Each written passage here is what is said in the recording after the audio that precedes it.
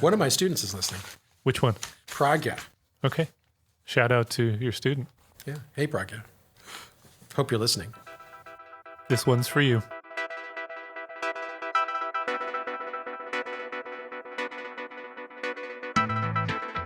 Welcome once again to Free Associations for the Boston University School of Public Health, the Public Health and Medical Journal Club podcast for anyone who is as confused by the latest health study as I am by why they put the television on airplanes in the seat back. Where would you as prefer opposed it? to I have no idea, but I feel like I spend the entire flight having people push the seat back all the way from Boston to Johannesburg. Well, I suppose it's Atlanta to Johannesburg, and having my head bobbing up and down. You don't experience this? Yeah, sure. You have to talk into the microphone, I do. Chris. I do.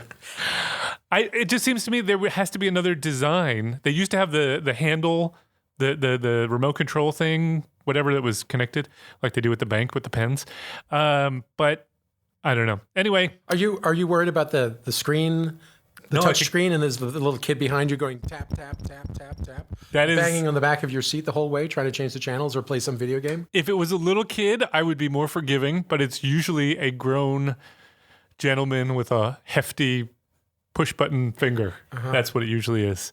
And I cannot sleep all the way.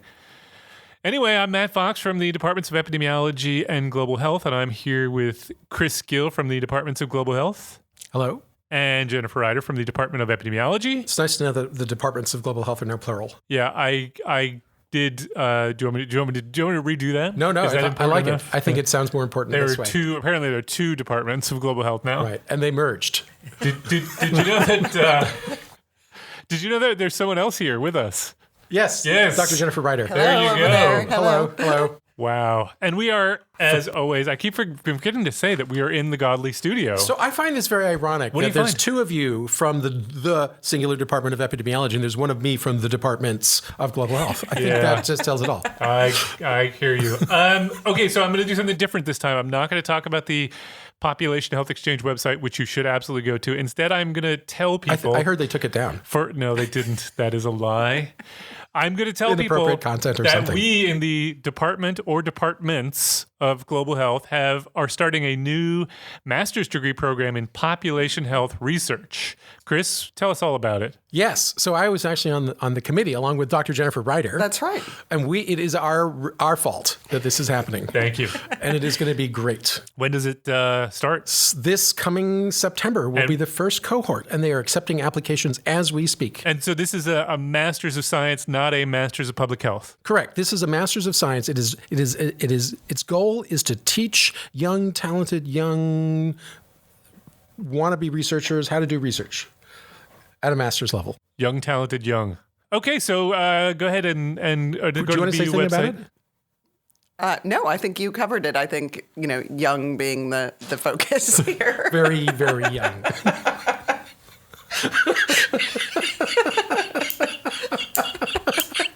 This is a preschool program, apparently. Okay. Get them young. Pre-K. We're going to teach them epi. Yeah, doesn't take much. Right. Okay, now on to the show. So today in our first segment, which It's is like our... when we're teaching them all about how to be safe crossing the street. We're going to tell them about relative risks. So, It's kind of the same thing. so now on to the show. So today in our first segment, which is our Journal Club segment, we're going to be talking about whether smartwatches can be used to detect atrial fibrillation. A word, by the way, that I cannot say. We know I have a long history of butchering words. This is going to be one I'm going to do a lot. Oh, but you just did it. Fibrillation? Fibrillation. Fibr. It's the br part that screws me up. Sort of the Scottish part? Fibrillation, fibrillation, Like whatever. fibrils. Fibrils, whatever those are. Little tiny strands. Okay. In the second part of the podcast, which is our deep dive, we're going to talk about whether we should restrict ourselves and we should restrict researchers to publishing one paper per year. Chris, you want to give us the spoiler on that I think one? we're going to take this actively and sincerely, and we're going to only review one paper a year. I think in the that's a great podcast. idea. I think that's a really great idea. The rest of the time we'll just talk. And then in our Amazing and Amusing, we are going to talk about things that make us laugh out loud, or it is Chris's turn to bring us all presents. Oh shit! Yeah. Did we not mention that? I got some pens in my bag. Excellent. So we're going to talk about an article which looked at whether smartwatches can be used, and I should probably say Apple smartwatches can be used to detect atrial fibrillation. And it was published in the New England Journal of Medicine, and it was entitled Large-Scale Assessment of a Smartwatch to Identify Atrial Fibrillation by first author Marco Perez of the Division of Cardiovascular Medicine at Stanford University. And I will give you some headlines on this one. So CNBC says, Apple Heart Study shows a lot of promise for digital health, but cardiologists still have questions. Which ones? I don't know. CNN says, what Apple Watch can teach you about your heart. New York Times says Apple reshapes medical research. No. Did someone actually say that? Apple reshapes medical research. Goodness sakes. Yahoo News. Here's how well that Apple Watch can detect heart problems. The Seattle Times, which of course I picked because that is Microsoft land. Apple's reach and apps reshape medical research. Hundreds of thousands volunteer for studies. That was the only one that sort of got into the size of this particular study. An unprecedented study suggests that Apple Watch can help detect heart problems, but very few people actually used it to do that, says Business Insider, which I thought was also a pretty interesting take on it. So, Jen, can you start by giving us the rundown on what the study found? And as part of that, can you tell us, they use some measures that we haven't talked a lot about. We have talked a little bit about, like positive predictive value. So if you can tell us what those are all about. Absolutely. The listener would really appreciate that. It's not that I don't know. Prague, we're talking to you. Okay.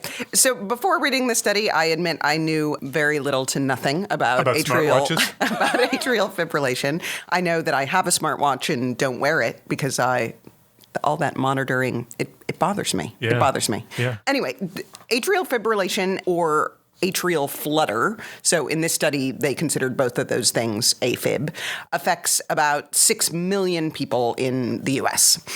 In fact, the lifetime risk for AFib is about 1 in 3. And this is important because patients with AFib have 5 times the risk of stroke. AFib can be difficult to diagnose, in part because there tend to be very few symptoms, but also electrocardiograms, ECGs, may actually be completely normal between the AFib episodes, so it can be easy to miss. So these authors state that up to 700,000 people in the U.S. could actually have undiagnosed AFib. The traditional strategies for diagnosing it or detecting it include continuous heart monitors or implantable devices that are either invasive or require the user to activate them. So now we have smartwatches, which already measure your pulse using optical sensors. And so taking that a step farther, there is an Apple Watch application that uses this intermittent, passively detected pulse rate data to identify episodes that are consistent with AFib. So this study is the Apple Heart Study. Mm-hmm. It is described by the authors as a sightless, pragmatic trial, but there's really nothing that I think of as trial-like about this study because it is a single-group, open-label study. I do think we should talk about that at some point. Okay, Yep. Great. I think someone coached them that pragmatic is the word you use these days. It's hot. It's hot. Yep. So Apple sponsored the study, but all of the data were stored and analyzed at Stanford University.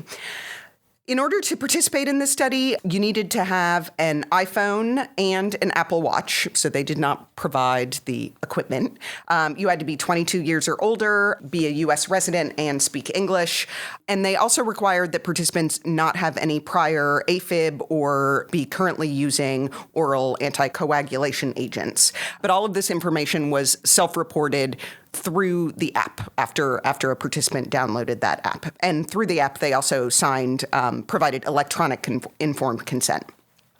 So the app was available for download from the Apple Store in the U.S. from November 29th, 2017 to August 1st, 2018. There was an irregular pulse notification algorithm that was activated through the app following obtaining informed consent. And this sensor on the Apple Watch uses light-emitting and light-sensitive diodes to detect changes in blood flow during periods of rest. So that's how it works. In addition, there were signals used to generate pulse intervals called tachograms over 1 minute intervals, which were then used to classify a person's pulse as regular or irregular. If a participant was found to have an irregular pulse, they were prompted to initiate a telemedicine visit. And then all subsequent tachograms and notifications were recorded by the app, but the participant didn't receive any feedback on those. The notification feature was deactivated after September 1st, 2018, meaning that participants were enrolled for a minimum of a month. Any urgent symptoms that were detected were the participant was referred to urgent care clinics or emergency departments, but patients with non-urgent symptoms were then mailed an ECG patch that they could wear for up to 7 days. The participants were then instructed to return these ECG patches by mail, and then they were reviewed by first trained technicians to identify any serious problems, and then subsequently reviewed by 2 clinicians with a process in place to adjudicate any kind of discrepant results. One of the outcomes required that they had these time-aligned 3-minute ECG strips and tachograms so that they could relate those 2 outcomes. And then all participants were recommended to receive a second telemedicine visit to actually review their ECG findings. There were also some surveys. So all of the patients who received an irregular pulse notification were asked to complete a survey 90 days after that event. And then all participants in the study were asked to complete an end-of-study survey. So in terms of the outcomes they were looking at, so there were 2 primary outcomes. First of all, AFib of greater than 30 seconds on the ECG patch monitoring in a participant who had previously received an irregular pulse notification. So that's the first one. The second is concurrent AFib on both the ECG patch monitoring during the intervals when the participant also had an irregular tachogram. Mm-hmm. And then there were some secondary endpoints. So they looked at whether or not there was concurrent AFib on the ECG patch monitoring when the pulse notification algorithm detected an irregular pulse. And then finally, whether or not the participant contacted a healthcare provider within 3 months after receiving an irregular pulse notification. So these investigators, through the app, were able to recruit 419,297 participants over this 8-month period. They came from all 50 states and Washington, D.C. There was a median of 117 days of monitoring time with the app. Of those 400 and some thousand participants, 2,161, or 0.52%, received notifications about having an irregular pulse. It was a bit higher, 3.1% in those 65 years and older. Those who received a notification tended to be older, male, white, and have higher score on this instrument that measures risk of stroke among those with AFib. Of the 2,161 who received the positive irregular pulse notification, 450 returned an ECG patch that had analyzable data. On average, those patients wore their ECG patch for 6.3 days, and it was indicative of AFib in 34% of the participants overall and 35% among those age 65 and older. Only 18% of those with who were aged 40 or less. There were 20 participants who were urgently contacted. 18 of these had pretty serious AFib, so ventricular rates of greater than 200 beats per minute for more than 3 seconds. Of the 2,089 irregular tachograms that were sampled, 1,480 showed simultaneous AFib on the ECG patch. So that is consistent, according to the authors, of a positive predictive value of 0.71 overall. 0.71. 71%. 71%. 71%. It's a funny way to describe it, isn't it? 0.71. Yeah. So should we go through what a 'Cause positive predictive value is now? I think it would help. Okay. So, everyone's heard about sensitivity and specificity. There, the denominator is who truly has disease. In order to measure those, you really need you need gold standard information on who has disease. Positive predictive value, there your denominator is of those who test positive. So they're saying that of those who tested positive, 71% actually had evidence of bona fide AFib. So 71% of those whose watch signaled to them that they had AFib or had really should an go have a irregular checkout. pulse. Exactly. During the period of EKG patch monitoring, there During was the 71% concordance between an abnormal tachygram So this and one the is- EKG saying, yeah, it's AFib. Exactly. So this one is relating the irregular tachygram to the irregular pulse notification on the app during the same time period. Yep. Yeah. Okay, so 86 patients had irregular pulse notifications during use of the ECG patch, and 72 of those showed evidence of AFib according to the ECG. So that relates to a positive predictive value of 0.84. And both of these positive predictive values, somewhat unusually, are lower in those who are 65 years and older. And it's something we can talk about more, but so unlike sensitivity and specificity, positive predictive values and negative predictive values are influenced by the prevalence of the disease in the population.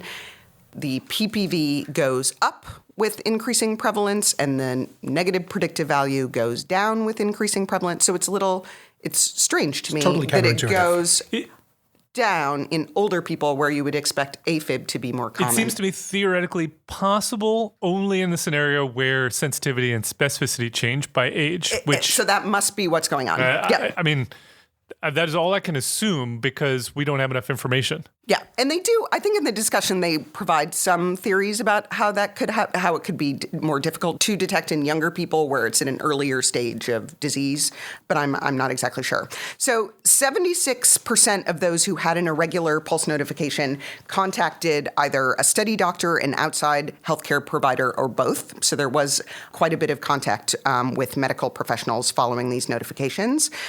Of those 2161 participants with an irregular pulse notification, 64% returned the 90-day survey, of whom 57% had actually sought out healthcare due to the notification, and then 28% of them were put on new recommendations. About a third were recommended to some kind of specialist provider, and 36 were recommended more testing. 43% of those participants with an irregular pulse notification returned the end of study survey.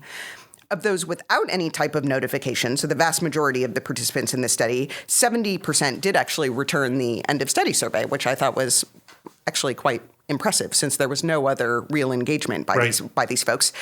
44% of those who were notified about an irregular pulse ended up receiving a new diagnosis of AFib, where it was only 1% in those who didn't receive any kind of notification. And those who were notified were more likely to start either anticoagulant therapy or aspirin or undergo some procedure for their AFib. There were 16 adverse events found to be actually related to the app, of which 15 were anxiety related. Okay. Chris, give us your take on this study. And before you do, please tell us whether you own stock in Apple or own any Apple-related products. Yes. Or have ever eaten an apple. I love apples, and I own 4 Mac devices plus an iPhone. I'm roughly in the same. Yeah. Yep. Also. Okay, so we all have conflicts of interest, so why don't we just end this now? I totally like Mac computers. Okay. Apple computers. Anyone own a smartwatch? Do you look like you've got an Apple This is Watch? an iWatch right here. So that's 6.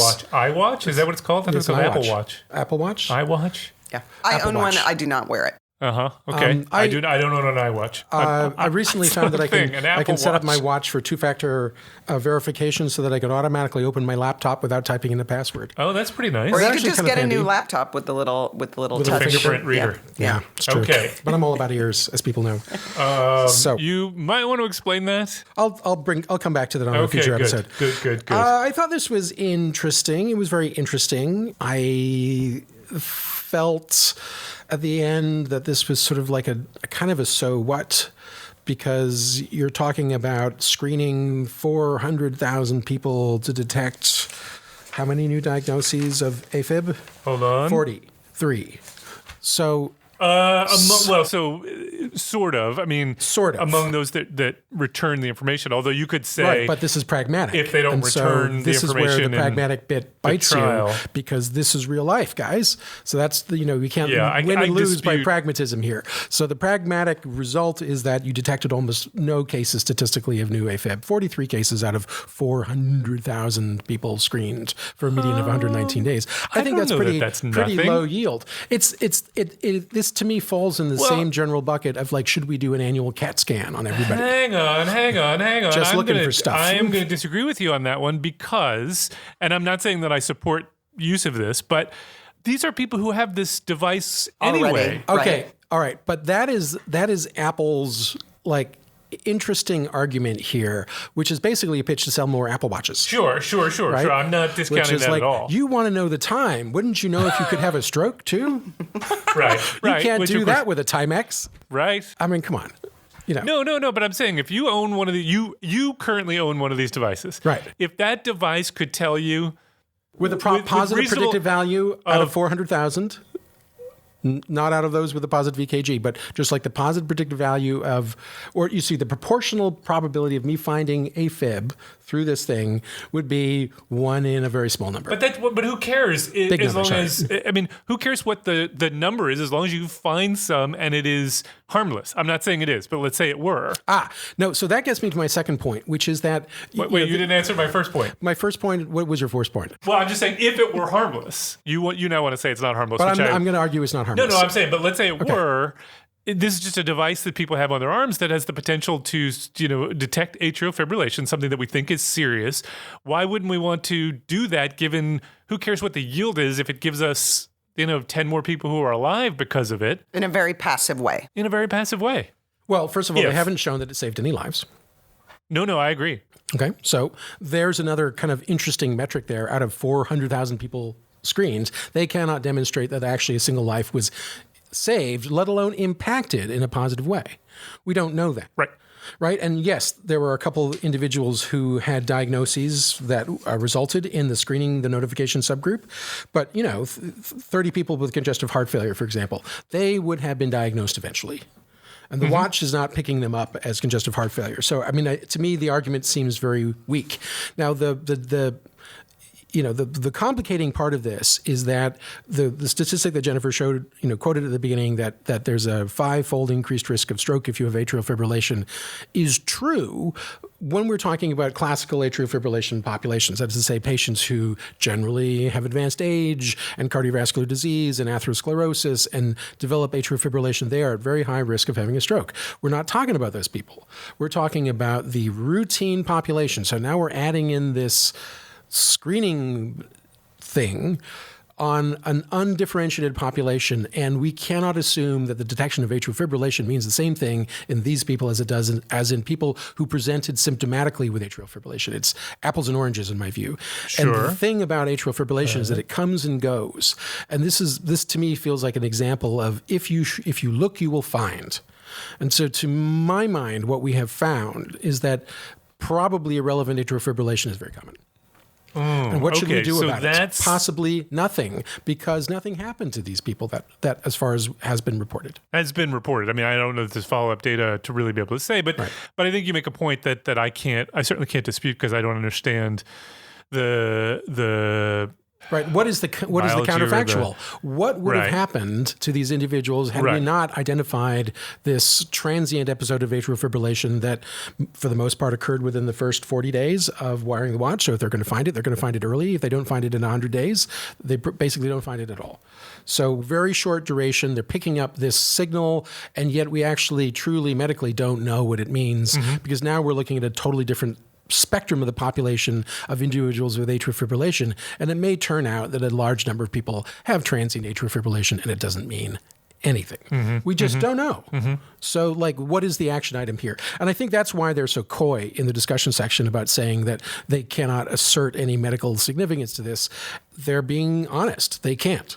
Okay, so then why is this a New England Journal of Medicine paper? Because it's so interesting, even though on some level unsatisfying. It's very novel. Yeah, I completely agree. I'm surprised that this is a New England paper. Other than the achievement of recruiting, 400 and some thousand people over an 8-month period, but only a couple thousand of those, contributed real data to the study. Yeah, I was a bit surprised. I was as well. Can I read this a little bit from this paragraph in the discussion? You may enter that into the record. Enter it into the record. What do they call this? A unanimous consent decree? Unanimous consent decree. Right. Okay. No, without objection. Without objection. Without Thank objection. you. Thank you, You may enter it into the Chairman record. Nadler. So he says here, furthermore, the algorithm is not designed to detect short episodes of atrial fibrillation, and participants with a low burden of atrial fibrillation could have been missed. The study objective was not to address the use of the Apple Watch as a population screening tool, which seems hard to imagine because that is exactly what they did. Otherwise, why is it a New Why England would Journal we do it? paper? Yeah. Right. If it's not. Patients using this technology should be aware that the absence of an irregular pulse notification does not exclude possible arrhythmias. Okay, so this is where I want to go next. Conversely, notification based on an irregular pulse from a photoplethysmography signal should not be used for a definitive diagnosis of atrial fibrillation. And since rhythm detection technologies are rapidly evolving, additional studies using features such as wearable EKG monitorings will need to be performed as the technology becomes available. Nevertheless, uncertainty remains about the benefits of diagnosing and treating asymptomatic atrial fibrillation, particularly in persons whose episodes of atrial fibrillation are of less than 6 hours duration. Sorry, what? So What? all Wait, of that what? is basically a long, complicated sort of legalistic disclaimer saying this is not a test. Don't trust the results, positive or negative. You can't believe any of it.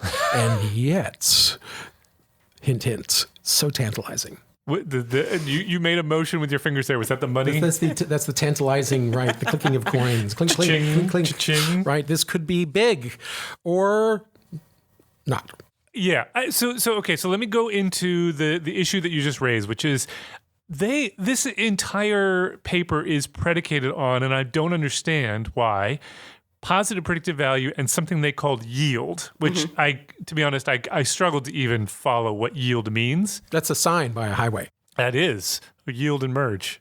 Right. Yeah. But I don't think that's what they're getting at here. I don't think that's Generally, the they same. don't have the signs in the same place. No, they don't.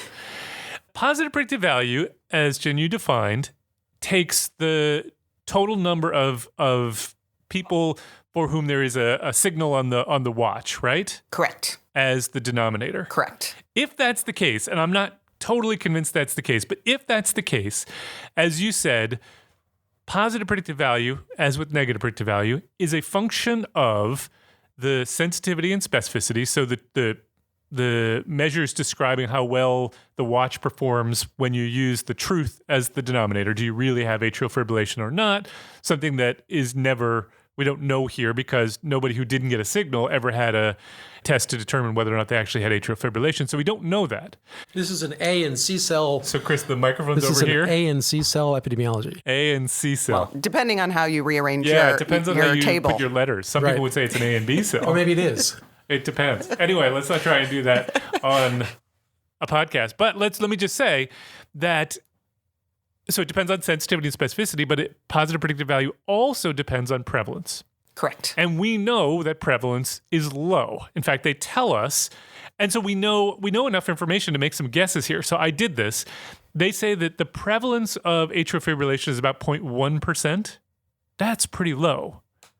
You don't generally screen for things in populations that are that low because you generally have, even with a good test, more false positives than true positives. So I worked this out. We know that there are 419,000 people in the study. Even if you had an incredibly good, if this watch is amazing, such that you get 99.9% sensitivity and 99.9% specificity, meaning Nearly perfect. of all the true positives, 99.9% of them get classified as true as positive, and all the true negatives, 99.9% of them get classified as true negatives. Because this is so rare, you still only get 50% positive predictive value. And I don't believe that the sensitivity and specificity are 99.9% for this thing. Not a chance. So the math either the math doesn't work out, or I'm misunderstanding what they mean by who's in the Where did you study get for positive predictive the value. prevalence of 0.1? I thought they said it in there, but even if it was 1%, so if it was 1%, then you would get a positive predictive value of 66% if the sensitivity was 99.5%, specificity was 0.99, so 99%. So something doesn't seem right to me. When prevalence of these conditions is so low and you screen for them, positive predictive value tends to be low unless your test is just absolutely amazing with respect to specificity. In other words, you're not having any false positive or many false positives. And I just don't buy that this test wouldn't be picking up false positives. But keep in mind that they've already pre-selected the subcohort of people who have an irregular pulse. And then it's only among that group of people that they're relating, concurrent tachogram issues to having AFib on the ECG. So they're already a higher risk group. So my point is, it wouldn't be 0.1 or 1% in those people. It would be much higher because you've already pre-selected them for being at risk. Okay, so that it's the high prevalence group. That's a subset. Exactly. And so that answers my question, which is, am I misunderstanding? Because it does say positive predictive value of tachogram, not exactly. But I don't. But again, what value is that number then? That all that says is I agree. Among the people who got a signal, then I don't even really know what that number means. That's not the relevant number. The relevant number is because in real life, I'm going to have wearing the watch and it's going to go off and it's going to tell me, go see a doctor. I want to know how good is that number. Exactly. Right. And we don't have that number. Okay, because if you're right, and I think you are, that number that I need is not in here. I mean, what the closest thing that they get to that number is this yield issue, right? And what was the yield? It's just the percentage of people, of those who had an irregular pulse notification, what percentage of them had evidence of AFib on the ECG. And what was that number? But again, that's not concurrent. 34%? 34% overall. But again, that's not concurrent. It doesn't relate at all to that specific episode. It's just saying now when you select these people out, if we follow them with ECG, how many of them will have evidence of AFib? So now, it's still not exactly what you want. Okay. So, and it seems to me they could have given me what I want. And I'm curious as to why, because they had that data. Only for positive predictive value. They don't have data for sensitivity, specificity, or negative predictive value. But I'm just curious, why did a reviewer not insist on that information? That would be, unless that's what yield is, and I'm just not understanding. But I don't think that's what yield is.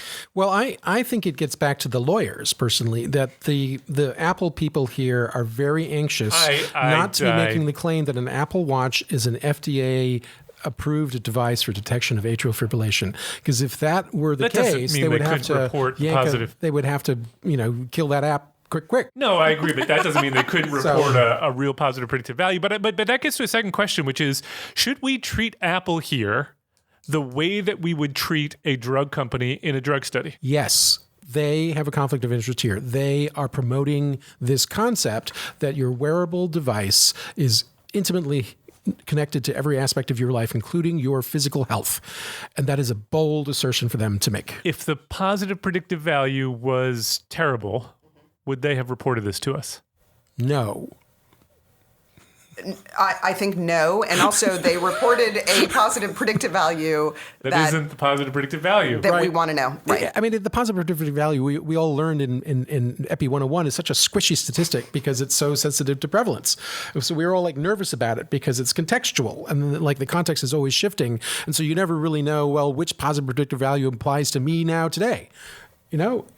That's the problem. And so that they've gone for the squishy statistic as opposed to the sensitivity and specificity, which are touted to be insensitive to prevalence. Yeah, that's their advantage. They're insensitive to prevalence. They can vary across populations, as we would think here. They're probably, I do think that you could see a case where the specificity in particular is going to vary by age because you have more other things that might set off a false positive as you get older. Yeah. So I could see that. I could see the specificity in particular changing. Yeah. Could I raise a couple of things? So first of all, we talk a lot about sort of big data and what that does to the quality of the data. But I think this is an interesting example of what you sacrifice in terms of what you can measure, the outcomes that you can report. And I think that's talked about a little less. So that's the first thing. The second thing is I am usually one to poo-poo criticisms about generalizability, but now I'm going to be that person. You're going full generalizability. Let's hear it. Is this your first ever rant? Maybe. Go. Take it. This is a study of people who already own Apple Watches. And, they find that, those with an irregular pulse notification are more likely to be, white and male. And I don't think you can make anything from that because it is a very selected group of Apple Watch owners. And I worry a little bit about, if this is going to become the study population, what that really does do to disparity gap. I mean, we are leaving out most people. They are not represented here. And there's no discussion of that. I mean, they might say, maybe they give it a sentence or something in the discussion. But I think it's a huge flaw of the study and the paper. Do you think that the reason why you care about generalizability here is because this is not a study estimating an effect. No, this it's is a study descriptive. Describing the characteristics of the watch. Therefore, it's supposed to somehow apply to a larger population. And I assume, did they develop this algorithm for detecting irregular pulse based on, mostly white men? Then it's no mystery why it does a better job in detecting arrhythmias in white men. Yeah. I don't know. I think that deserved to be a limitation that was discussed a little more. I agree with you. So one more thing. Or two more things. I do think this is a trial. I still think it's a trial. Even it's not a randomized trial, but it is still a single, a single arm, I guess you could say, intervention for an untested, product for which they want to evaluate it. That's still a trial, even though it's not a randomized, nor is it a controlled trial. I still think it's a trial. Well, if that's the case, and if we're really taking them at their word that this was pragmatic, I feel a little bit cheated that they didn't give us the statistics, the sensitivity and specificity, using the 400,000 subjects as the denominator. I thought you were going to say you feel cheated they didn't give us a watch. Well, that too. We should get more than a watch, but obviously. I don't know. I don't think anyone's going to be mailing us watches after this. No, I don't think so either. No. I think they dodged the opportunity to be more fair. And the truth is that, with the detection of 43 cases of atrial fibrillation out of 400,000 people, if that was their, source population in this pragmatic trial, the sensitivity would have been rather low, shall we say. I don't know if it would have been low, but I think the positive 43 out of value, 400,000 is pretty low. That's the prevalence. The sensitivity. Yeah. Well, because they do report that in the non-notification group, there were 3,070 cases of atrial fibrillation newly diagnosed during the same period, and so the Apple Watch only picked up 43 compared with 3,010. Well, but it was a much smaller group. You can't compare the actual numbers. I'm just saying that because the other group had like 400,000 people in it. So I agree with both of you in the sense that as a percentage, you're probably right. But your point is, in absolute numbers, if I'm wearing this watch, chances are pretty low that I'm actually going to be, my atrial fibrillation is going to be picked up by this thing. Right, 100 to 1 approximately. Your doctor would have spotted it before the watch did. That's what these data show. And had they analyzed it with the full denominators of the population, that's what their sensitivity and specificity would have shown. All right, I have so much more that I could actually say about this, but unfortunately we have to move on. I do want to point out one last thing, which is that, did you notice that they calculated a 97.5% confidence interval, but only for one thing. For the other one, they did a 95%. So what's that all about? I call that sneaky. It's very pragmatic. That's sneaky. It's just weird. All right, so let's move on. And I'm not even going to do an introduction to this, other than to say, okay. So we're in our second segment. We're going to talk about an article that was published in Trends in Cognitive Science. So we read an article about the article. I don't know if you all read the actual article, but we get the basic idea from the article, and it's by Professor Ute Frith, I believe, entitled "Fast Lane to Slow Science." So she's the former president of the British Science Association, has suggested a radical proposal, I'm quoting here, a radical proposal to the problem of bad science, too much science, etc. Problems that we're essentially talking about on this podcast, not every week, because of course we talk about lots of good studies too. And her solution to the problem is just have people publish one paper per year. And that would be a solution to this problem of having too much science and too much bad science. And I'm not even going to go into the details of the justification so much as let's just take it on face value. If we were to go to a system where we were to only publish one paper per year. So you had all this time to focus your creativity, research, energy, effort, and etc. We'd have infinite time because we'd all be fired. We'd have lots of time, assuming our university were to sign on to it. So let's just start there because we'll come back to the realities of it. But let's just start there and say, if it were actually feasible that we could advance our careers, we could do all the things we're supposed to do as professors, but we had lots of time to ruminate on our findings and only publish the best possible finding. Would that make science better? Go. Yes. How? I mean, I love this idea. And I know, she describes it in the article as utopian, and I agree. It's never going to happen. But I love it. I feel like it would solve many of my complaints and problems with how we disseminate scientific results. It would solve the problem of splitting up your results into a million salami slicing.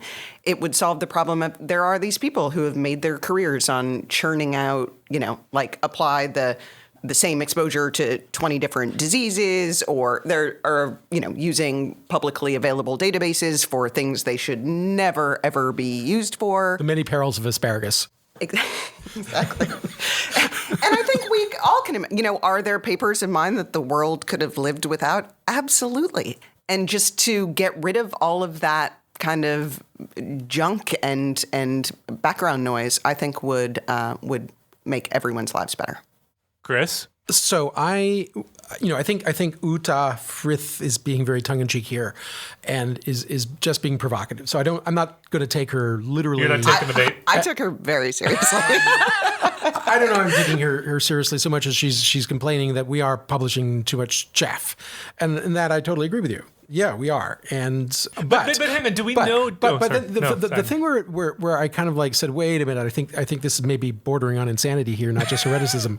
But I'm not going to take that personally. No, not you. And by the way, was Uta Frith? Was she in the third Harry Potter movie? I do not know. Anyway. She says, one of the things that we would see is information overload, where in the future the medical literature is swelled. This is, quote, swelled in the future by reports of null results and replication failures. Now, wait a minute.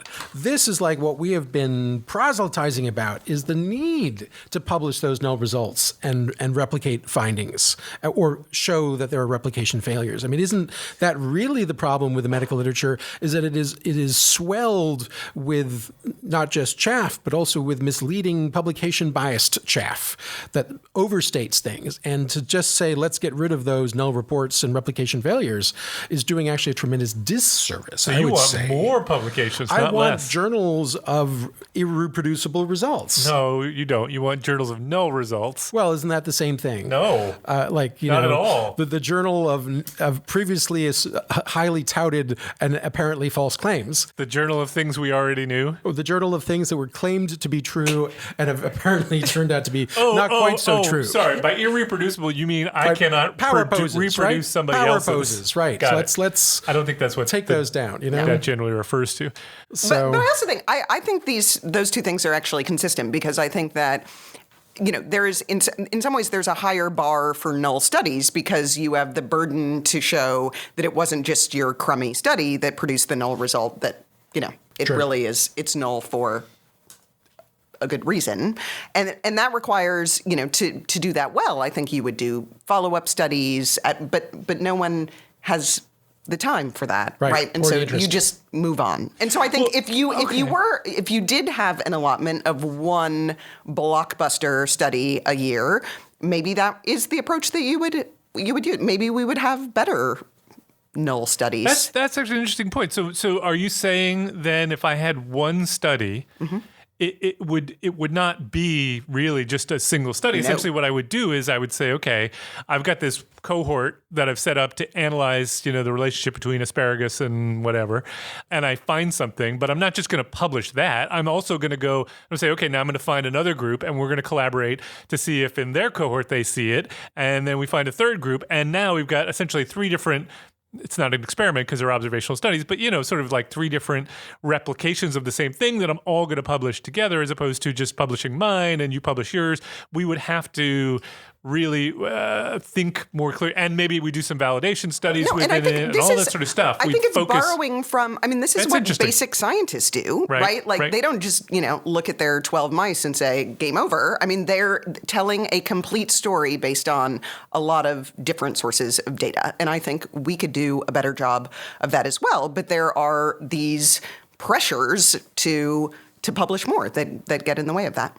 I think that's really interesting. I hadn't thought of it quite in that way. I don't know that limiting us to one paper per year is going to be would necessarily force that. I think, but not encouraging us to publish 100 papers a year. Absolutely, but it seems to me in some way what it would do is it would just allow certain people who are not generally doing very good science to publish one paper for a year and just kind of continue doing that. But it would be easier to weed out those people if they only had one crummy paper a year. Right. One paper and it's crummy. That's well, not certainly good, when you were evaluating, if you were evaluating professors, you would actually then, instead of just looking at the number of publications and where they were published, you'd actually go and read the paper. Yeah. You only have to read one. Right. You look at the Kardashian index. Mm-hmm. That's interesting. I don't think this would solve the problem, but that's an interesting take on it that I hadn't thought of. I worry also that if we have fewer papers to write, that we're going to spend a lot more time in committee meetings, and that would just be the end of my career. So the way that it works is the way. I don't know if you read the footnotes in her proposal, but in the footnote, so you would only publish one paper per year, but the rest of your time would be supplemented with doodle polls. You'd spend the rest of your time going to meetings having or refusing to go to meetings. Having to fill out doodle polls for meetings at some unspecified time in the future. Okay, so sounds like a dystopian future of science. Yes, I would like to read that novel. I would like to read that dystopian novel. Okay, so let's move on to our last segment, which is 2084. 2084, a world in which there is no meaningful work. There are only doodle polls. Right. Okay, so last segment, which is our amazing and amusing. I'm going to leave it up to you guys. Who's going first this time? I'll go first. All right. Okay, so this is a story that was covered in The Atlantic a few months ago, but I haven't had the opportunity to chat about it until now. And I was really surprised and disappointed to hear this. But basically, there is an example of sex bias that has gone completely kind of flown under the radar for me.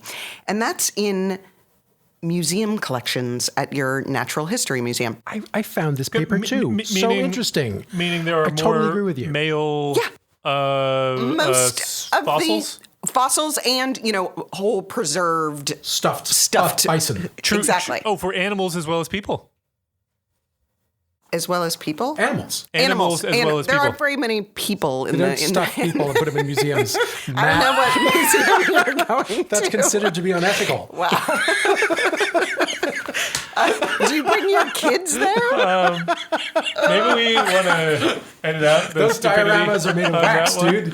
No, wait. I've seen the movie Night at the Museum. Okay. And all the statues of people come alive. Back me up on this one, Nick. This was a pragmatic movie. These are actual mammals that have been preserved. So these researchers in Denmark at the University of Copenhagen calculated the sex ratios in two types of museum collections. Modern mammals, so those are all mammals that were gathered over the past few centuries, and then a set of brown bear and bison fossils from that was the second collection. And they studied pretty major museums of natural history. So they looked at the American Museum of Natural History, the Smithsonian's National Museum of Natural History, London's Natural History Museum, and the Royal Ontario Museum. And for the collection of modern mammals, you can actually just sex these things by looking at their genitalia, or in some cases, their antlers. With binoculars. What? You probably don't need to do that. Why do you need binoculars? A bison. So you don't have to get it close to them. You can do it at a distance, right? Why? Well, they're in the museum. They're dead, so they pose very little threat to you. That's true. That would be creepy if you were doing that in a museum. I thought you were talking about very small mammals. I was talking about in vivo. Maybe that's necessary for some.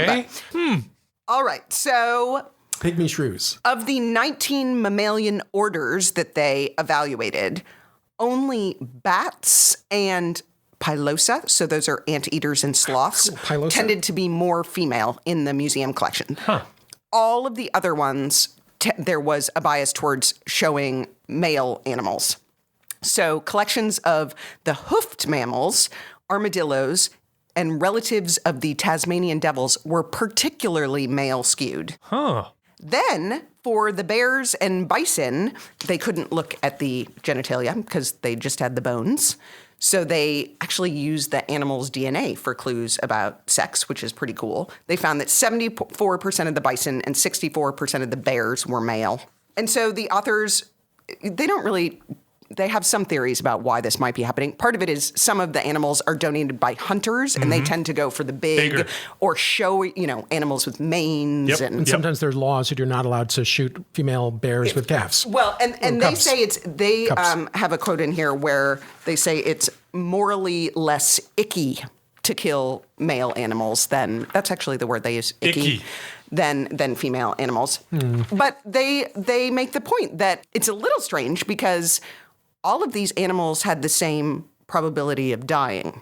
100%. Exactly. So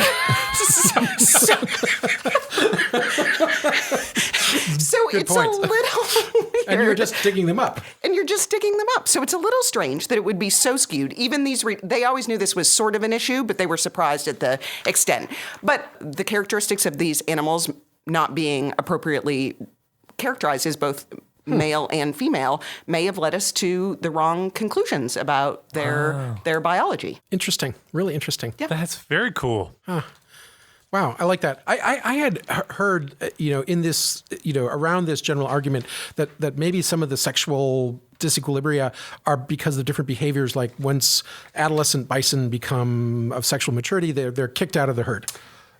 And They do mention that. But, It might but I still don't understand, since 100% of them die, why would that affect the probability of finding a skeleton from a male or a female? I don't get that exactly. No, I agree. And they do mention that in the article that, the females of many species tend to be more homebodies. And so maybe you'd be more likely to find a male by himself somewhere. But still, it seems unlikely to explain it completely. So cool. Chris, what do you got? Well, this actually almost became a segment too, but then I was tired, and so I just decided to do it as my wacky and weird, even though it's not particularly wacky, nor weird, nor amusing, It's nor going to amazing. say it's not the wacky and weird. It's not the wacky. We can't wait to hear it. I'm talking about Beale's List. What? Beale's List. So you all Beale's know about List. Beale's List. No. Jeffrey Beale is this librarian at the University of Colorado in Denver who started noticing all these email solicitations for questionable-looking journals. And eventually he decided that this was the sort of nefarious byproduct of the open access publishing movement, where, for those who don't remember, that the usual model where you submit an article to like the New England Journal, and then they absorb the costs of publishing and doing the editorial work, and they pay for that by charging subscriptions to the journal. We flip that and we put the onus of paying for this on the authors. But as a consequence, the journal will put the information that will basically publish this digitally online immediately without any restrictions in terms of access. And so this seems, we've talked about this in the past, and we seem to be thinking that this is a good idea. But the downside is that all these journals then popped up into existence, seeing this as an opportunity to kind of rob money. the scientific endeavor blind by creating really skiffy, non-scientific journals with really no editorial work at all, just so that they could extract the publication fees from unwitting scientists. And so he created this list back in 2010, and it eventually became known as Beale's List and was circulated widely around in scientific circles. Yep. Now, Beale got a lot of pushback from this over time, because in some cases his list was falsely impugning journals that weren't actually predatory, but were just probably not very good, including a number that had been like brand new journals who were just kind of figuring out their how to do online digital publishing and weren't very good at it yet, but weren't nefarious. They were just, for that point in time, kind of rookies.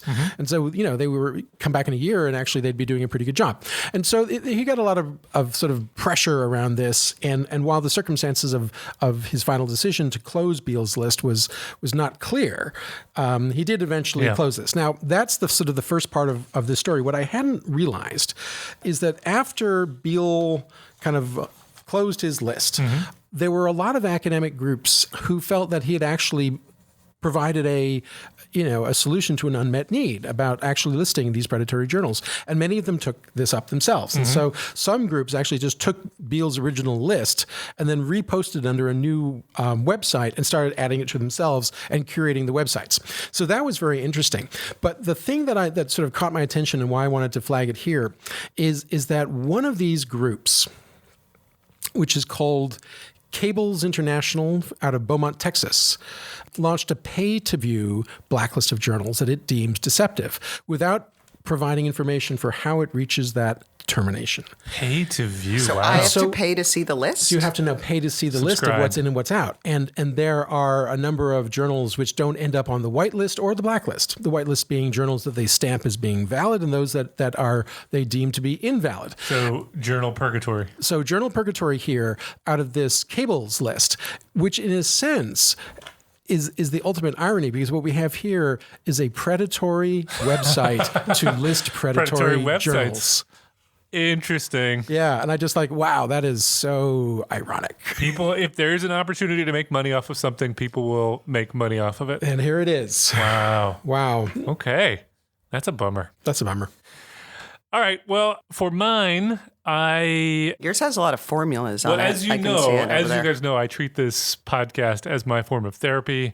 So I just work through my issues. You have a magnet about that? I do. It's on my fridge. In particular, I find there are a lot of things that somehow I just missed in life. And I'm guessing you guys might have already known this, but I was at home the other day working on a manuscript, and suddenly it popped into my head the fact that when I was a kid, we used to go to the circus every year when the circus would come into town. Ringling and Brothers and Barnum and Bailey. Yep. And the clowns drive in the clown car, and suddenly they open the door and 50 clowns come out of the same car. Mm-hmm.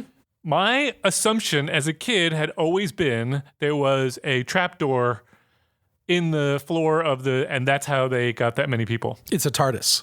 What? It's a TARDIS. Oh, that's a Harry Potter reference, Doctor right? Who. Oh, sorry, Doctor Who. I was close. No, it is not. But do you know how they do it? No. So now I feel a little better. Russian clowns, I like thought Russian they dolls. were all really in there. So that is the answer to the question. They are all really in there. So I looked up this article on the physics of clown cars by John Perley Huffman, published in 2011, in which he interviewed the executive director of the International Clown Car Hall of Fame and Research Center, which is apparently a real thing, who says there is no trick to the clown car gag. What they do is they take a fully functioning car and they remove the entire interior of the car. So including the door panels, the headliner, and then they paint the windows except for a small slot for the driver to be able to see through. The driver sits on a milk crate, and then they beef up the springs a little bit so that it doesn't sag down onto the wheels. And so this gentleman went ahead and did the math. Now, I think most of us know that an American standard clown stands at 5 feet, 8 inches and weighs 158 pounds. So that's one clown unit. That's according to the Standard clown units. Yes. The Offices of Circus, Zoos, and Carnivals, that is, or possibly Wikipedia. And each clown occupies 3 cubic feet, assuming 15-inch width and 5-inch thickness. And the typical 2011 Ford Focus sedan has got 93.1 cubic feet. The trunk has 13.8 cubic feet. So theoretically, you could get 40 clowns to fit into a Focus. Wow. Now, if you want to get more sophisticated, though, there is an actual formula to use, and apparently the number of clowns you can get in a car depends on a mix of the clown politics, clown size, clown flexibility, clown survivability, and the critical maximum clown hilarity quotient. And he works out all these formulas. But in layperson's terms, as you said, this boils down to somewhere between 14 and 21 clowns with their props in the typical clown car. That is so cool. I just thought you all needed to know that. That is really cool. I love that. I was shocked to find out that they were all really in there. That kind of. Do you know also, Matt, since we're on the subject of clowns, not that just that they're creepy, but They are. which they are, but that if you wear clown shoes, you don't have to clip your toenails ever anymore. I did not know that. Because they just kind of curl up. Really good point. Eventually, they fill up the entire shoe. Can I tell you that that is gross? Can I tell you that when I was in high that's why they're so long. when I was in high school, I had a friend who went off and got a degree from the Ringling Brothers Clown College in Minnesota somewhere. I then went off to college and met a guy who already had been to clown college with the same guy that I knew from high school. So I know two people who got degrees from clown college. I think that says more about me. How's it going than for them? anything. You know, one of them is actually to this day a clown who is part of Clowns Without Borders. That is the thing. Is that a real thing? That is a real thing. He's been to Sudan and a lot of different war-torn areas. Anyway, that is Creep out kids around the world. That's my story on clown.